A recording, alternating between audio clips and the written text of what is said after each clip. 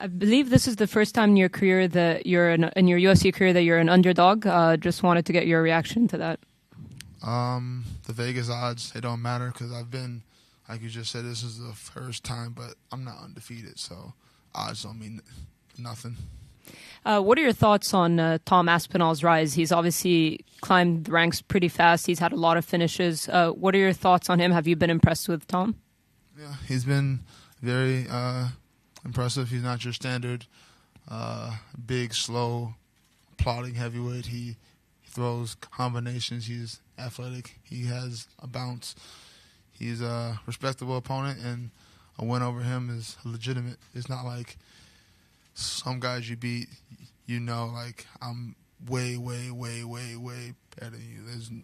You have no reason being in the octagon with me. He belongs in the octagon. He's legit.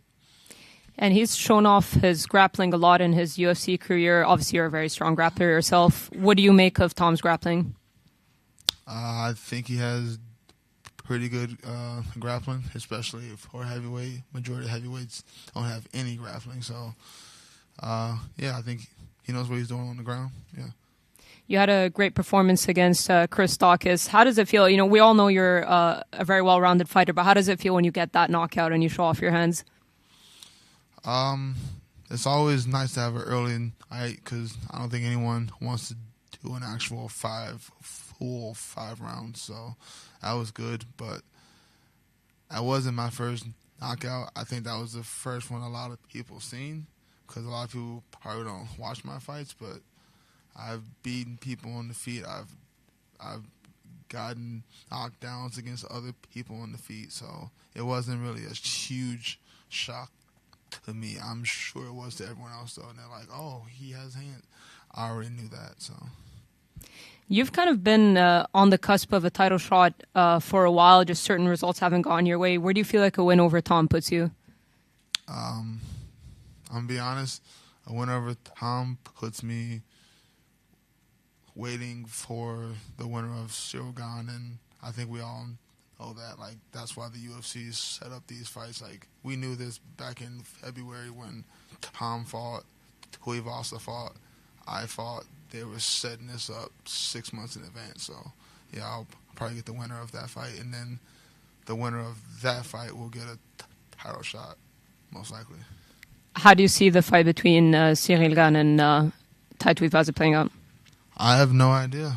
Based off of Tuivasa's performance against Derek Lewis, it takes a lot of punches to knock him out. He's got a great jaw or head or whatever. He doesn't get knocked out easily, so we'll have to see if Cyril Gane has knockout power. There's been talk about a potential interim title fight between John Jones and Stipe Miocic for a very long time now. Hasn't materialized. I don't care about that. Like, I'm tired of talking about. I don't want. This isn't shade. I don't want you guys to be like, "Oh, Blaydes is talking shit about John." I don't care. I'm tired of hearing about someone who's not officially a heavyweight until he steps on the scale and it says 240 whatever. He's not a heavyweight, so I don't want to discuss it. All right, thank you. Because obviously you're over here in England, and I think a lot has been made of the crowd on Saturday night. Do you have any care in the world? I don't care. Do they know? You should put this in your articles. We can't hear them. I don't know what they can call me a wanker or what. I can't hear you, so I don't care at all. Okay. When you say, you know, you've only really been finished by insanely heavy hitters. Do you think you can lose in other ways, or do you think, oh look, I just got hit by guys who can knock anyone out, and that's why I've lost? Or... I mean, that is facts. That's how I've lost in the past. But I think anyone, if you don't go out there and perform your best, you can be out-pointed or just out decisions. I've seen it happen to my homies. I've watched one specific one that I watched, Corey Sandhagen, when he fought TJ Dillashaw. Like, in my eyes, he won based off the damage, but if we're going by the judge's scoring card, he was giving up his back too much and he lost. So if you go out there and you make mental errors, you can lose. Thank you. Curtis, Hi. Just looking back at the Chris Daukaus fight, I don't think you even attempted a takedown in that fight. You just went straight at him with the hands. Was that a conscious decision that you were going to go out and showcase your striking in that fight? Yes and no. Like, I made a conscious decision I wasn't going to force the takedowns. Like, if he had just dropped his hands and gave me an easy takedown, yes, I'm going to take it. But he didn't give me the easy takedown, and I know I could have forced it, but I didn't want to force. I wanted to get away from forcing anything. That was my issue in the Derek Lewis fight. I beat him that whole first round, and then I forced a takedown attempt early into the second round, and I paid the price. When you force things, they're easier to see, easier to counter. I want it to be organic, so that's how I'm going to be for the rest of my career. I learned a lesson in that Derek Lewis fight. I don't like to lose the same way over and over, so I'm not going to make that mistake again and be overly just not being patient and letting things happen organically. Do you think Tom will give you an easy takedown in this fight, or the opportunity for an easy takedown? Maybe not in the first 2 rounds. That's why you have to. You do have to strike. You have to make it organic. The best takedowns happen within the exchanges. So 1, 2, 3, slip, 1, and then shoot, or 1, fake the shot, throw some more, fake the shot, throw some more, and then go. You can't be predictable because he's too good. Like, I think he's much better than Derek Lewis. I think I should have destroyed Derek Lewis, but I messed up, I effed up, and made a mental error. So I don't want to make any more of those or more mental errors. You mentioned that the Daukaus fight wasn't your first TKO finish, right? You've got a lot of them on your record. But do you think that fight has earned you a lot more respect among the fan base because of the way you approached it? Yeah, I can tell people, everyone looks at me like, oh, he's got hands. I've always had these hands. I knocked down a dude in Nashville on my feet, a big titty. I know everyone loves that one. I knocked down Olenek in New York.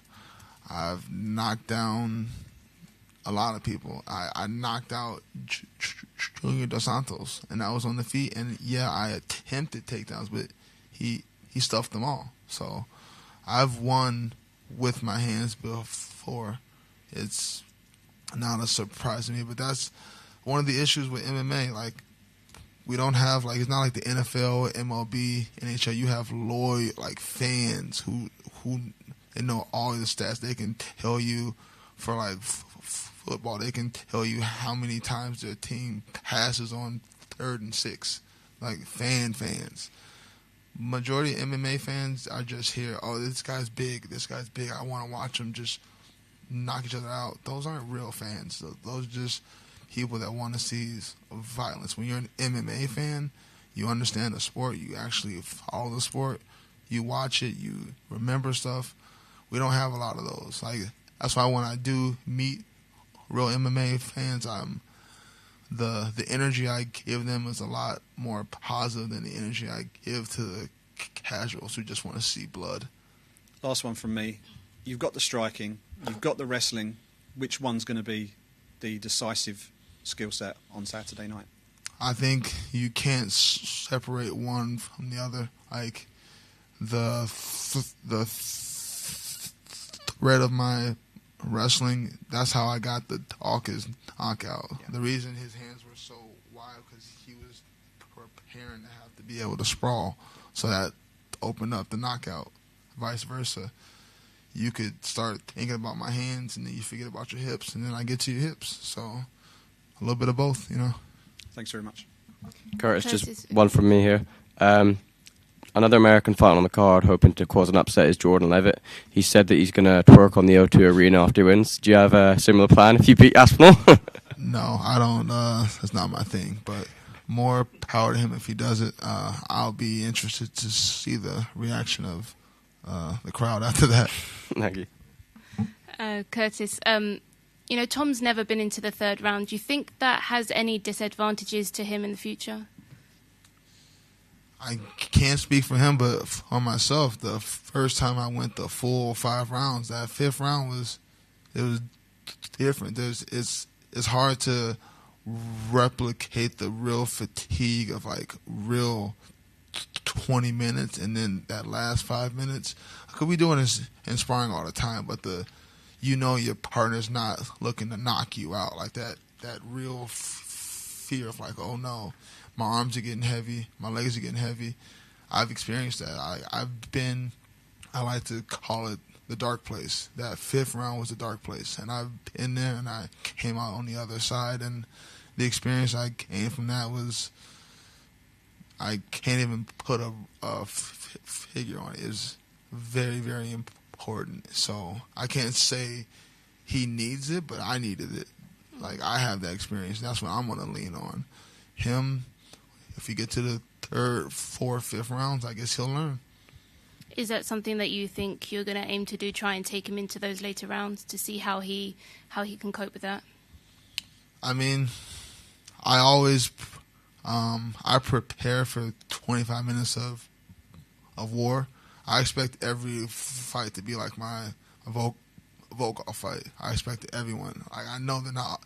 I expected it from August. I expected it from Jarzinho Rodenstruck. I expect it because it makes it easier. When I feel like it's easier to expect the worst than when you expect it to be all smooth and easy and, I'm going to get him out in the 1st round, and then it doesn't happen. And your mind's like, we didn't even think about going into the 4th, 5th round.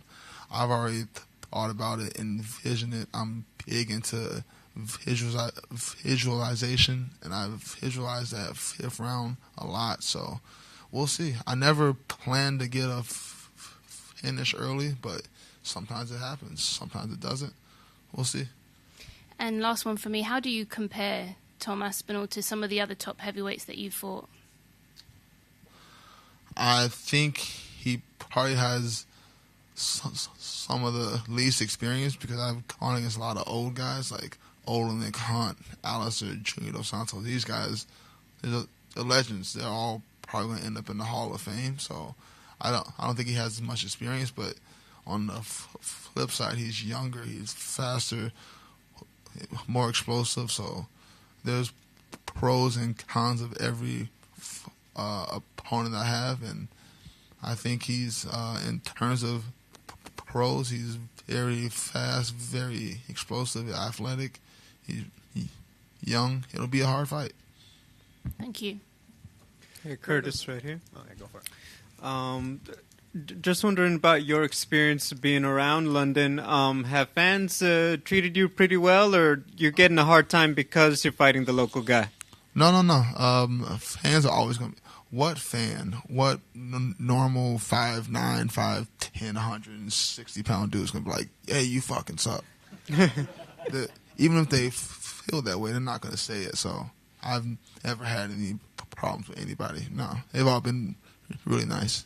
You usually have a really awesome design going on for fight night. Being, away from home, are you going to try to have a barber freshen it up before the fight?